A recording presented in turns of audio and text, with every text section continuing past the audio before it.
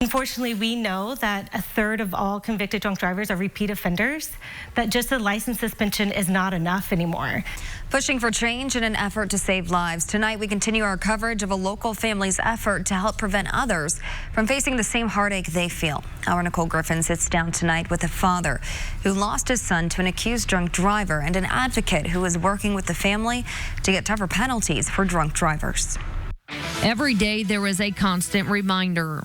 It's been an emotional battle for all of us. Of what happened to Isaac Oldham. At just 18 years old, he had his entire life ahead of him. It would have been great to see him grow up and make choices and be a father, and unfortunately we won't get to see any of that. Isaac was killed on September 26th after he was hit by another driver on his motorcycle.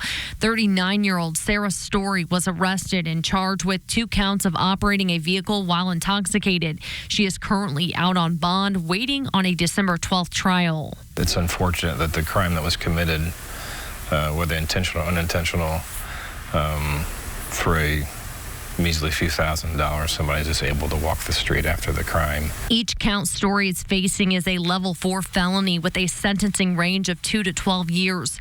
Annie Baker with Mothers Against Drunk Driving says a victim advocate is now working with the Oldham family as they go through the court process. She says Indiana is one of 14 states that does not have a law requiring all offenders to get an ignition interlock device. During their suspension of license, they would have this device in their car, which once they blow into it to try to start the vehicle, if it detects any alcohol in their system, the vehicle will not start. She says in other states it has resulted in dramatic drops in deaths from impaired driving.